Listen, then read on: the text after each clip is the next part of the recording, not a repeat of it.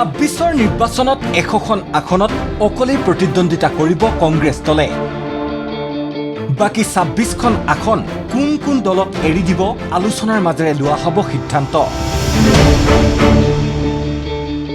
তেজপুৰত কংগ্ৰেছৰ প্ৰতিষ্ঠা দিৱসত এপিচিচিৰ সভাপতি গৌৰৱ গগৈৰ বৃহৎ ঘোষণা। কংগ্ৰেছ দল ১০০খন আসনৰ ওপৰত আমি প্ৰতিদ্বন্দ্বিতা কৰিম। কংগ্ৰেছ দল ১০০খন আসনৰ ওপৰত আমি প্ৰতিদ্বন্দ্বিতা কৰিম। বিৰোধী ঐক্যৰ বৈঠক ১২ নৱেম্বৰত অনুষ্ঠিত হৈছিল যদিও আজি কুপতি আসন ভাগ বাটোৱাৰাক লৈ হোৱা নাই কোনো ধৰণৰ সিদ্ধান্ত। আনকি সেইখন বৈঠকৰ পাছত দ্বিতীয়বাৰৰ বাবে মিলিতও হোৱা নাই বিৰোধী শিবিৰ। অৱশ্যে কোন সমষ্টিত কোন দলে নিৰ্বাচন খেলিব সেয়া আলোচনাৰ মাজেৰে সোনকালেই থান ঠিক কৰিব লাগে বুলি সুযোগ সুবিধা পালেই কংগ্ৰেছক পৰামৰ্শ দি থাকে অখিল গগৈয়ে। কিন্তু অখিল গগৈৰ পৰামৰ্শক পাকে প্ৰকাৰে বিভিন্ন সময়ত অস্বীকাৰ কৰি আহিছে কংগ্ৰেছৰ জ্যেষ্ঠ নেতাসকলে, যাৰ বাবে প্ৰতিটো দলেই নিজৰ সংগঠন শক্তিশালী কৰিবলৈ সমষ্টিয়ে সমষ্টিয়ে চলাইছে সাংগঠনিক তৎপৰতা। শনিবাৰে নাওবৈচা সমষ্টিত ৰাইজৰ দলৰ প্ৰাৰ্থী ঘোষণা কৰি দিছিল বিধায়ক অখিল গগৈয়ে।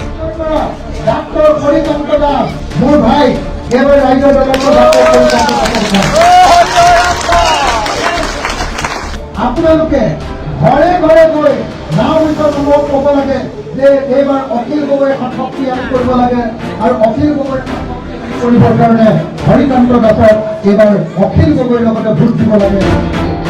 পিছে প্ৰাৰ্থী ঘোষণা কৰিলেও সন্ধিয়া এপিচিচিৰ প্ৰাক্তন সভাপতি ভূপেন বৰাৰে আৱৰ্ত ভৱনত বৈঠকতো বহিছিল ৰাইজৰ দলৰ সভাপতিগৰাকী। কৈছিল, আমাৰতো জোটবন্ধন হলেই, যদি হয় নহয় আৰু জোটবন্ধন আমাৰ হল বুলি ক'ব পাৰি একদম 100%। আজিৰ পৰা অন্তত আপোনালোকে মুকলিমূৰীয়াকে ক'ব পাৰে যে ৰাইজৰ দল কংগ্ৰেছ আৰু বাকী দলবিলাকৰ আজি আমাৰ আৰু কংগ্ৰেছৰ মানে আজিৰ দিনটোত হৈ গ'ল বুলি আপোনালোকে ক'ব পাৰে। কাৰণ আজি একদম ধুনীয়াকে আমি ডিটেইলছত 2 ঘণ্টা কথা পাতি আমাৰ সকলো ধৰণৰ যিমানবিলাক আমাৰ আখুৱা আছিলে, বেমেজালি আছিলে, আমাৰ ভুল বুজাবুজি আছিলে, চববিলাক শেষ কৰি দিছো, চব শেষ। গতিকে আজিৰ পৰা এলাইন্স হৈ গ'ল। আনহাতে একেটা দিনতেই প্ৰথমেই এটা পিছত এটা অখিল গগৈৰ মুখত শুনি দেওবাৰে প্ৰদেশ কংগ্ৰেছৰ সভাপতি গৌৰৱ গগৈয়ে কৰিলে বৃহৎ ঘোষণা। ২৬ৰ নিৰ্বাচনত ১০০টা সমষ্টিত অকলেই নিৰ্বাচন খেলিব কংগ্ৰেছ দলে।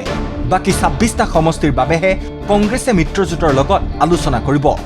কংগ্ৰেছ দল ১০০খন আসনৰ ওপৰত আমি প্ৰতিদ্বন্দ্বিতা কৰিম আৰু বাকীকেইটা আসনৰ মাজত কেনেদৰে ভাগ ভাগ হ'ব আলাপ আলোচনাৰ যোগেদি সেইকেইটা আপোনালোকে ৰাইজৰ মাজত আনুষ্ঠানিকভাৱে ফলাফল আপোনালোকে দেখা পাব। কংগ্ৰেছৰ এই দাবী অখিল গগৈয়ে মানি ল'বনে? ভূপেন বৰাৰ সৈতে দেওবাৰে হোৱা বৈঠকৰ প্ৰসংগ টানি প্ৰদেশ কংগ্ৰেছৰ সভাপতিগৰাকীয়ে পুনৰ ক'লে, পুনৰবাৰ কৈছোঁ যে যি আমাৰ সিদ্ধান্তটো সামূহিকভাৱে আলাপ আলোচনাৰ যোগেদি সিদ্ধান্তটো লোৱা হ'ব। আমাৰ কোনো ধৰণৰ আমাৰ প্ৰাৰ্থী লৈ আলোচনা হোৱা নাই। যোৱাকালি ভূপেন বৰা ডাঙৰীয়া ইতিমধ্যে আপোনালোকে দেখিছে, আপোনালোকৰ সন্মুখত উপস্থিত। ভূপেন বৰা ডাঙৰীয়া আৰু অখিল গগৈ ডাঙৰীয়াৰ মাজত এটা ভাল বাৰ্তালাপ হ'ল। গৌৰৱ গগৈৰ এই ঘোষণাক আদৰণি জনাইছে বিৰোধী ঐক্য মঞ্চৰ উদ্যোক্তা স্বৰূপ সাংসদ অজিত কুমাৰ ভূঞাই। ক'লে, ১০০খনত খেলিবলৈ লোৱা সিদ্ধান্তটো তেওঁলোকে নিশ্চয় বহুত ভাবি চিন্তি লৈছে। নহয়, সেইকাৰণে কৈছোঁ যে এইটো মই এটা শুভ লক্ষণ বুলি ভাবোঁ। ১০০খনৰ ওপৰত নাই কোৱা। তেওঁ যে স্পষ্ট ভাষাত বিৰোধী ঐক্য হ'ব, আসন পৰ্যন্ত কথা কৈছে, সেইটো ভাল কথা। এফালৰ পৰা আপুনি যদি চাই ইতিবাচক, কাৰণ আমি বহুত চেষ্টা কৰি আছিলোঁ। গতিকে এইটো এটা আৰম্ভণি। এতিয়া প্ৰশ্ন হয়, কংগ্ৰেছে ১০০খন আসনত অকলেই নিৰ্বাচন খেলিম বুলি কৈ বাকী ২৬খন আসন বিৰোধীলৈ এৰা সিদ্ধান্তক মানি ল'বনে অখিল লুৰিণ কিংবা বাকী বিৰোধীয়ে, নে পুনৰ বিহালী উপ নিৰ্বাচনৰ পুনৰাবৃত্তি হৈ থান বান হ'ব বিৰোধী ঐক্য মঞ্চ, যাৰ সুযোগ লৈ পুনৰ ক্ষমতালৈ আহিব বিজেপি মিত্ৰজোঁট?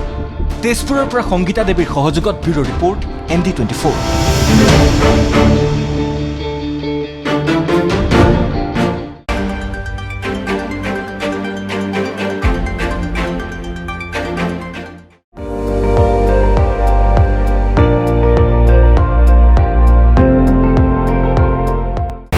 আপুনি চাই আছে ND24, সৰ্বশ্ৰেষ্ঠ নহয় সৰ্বোত্তমৰ দৌৰত।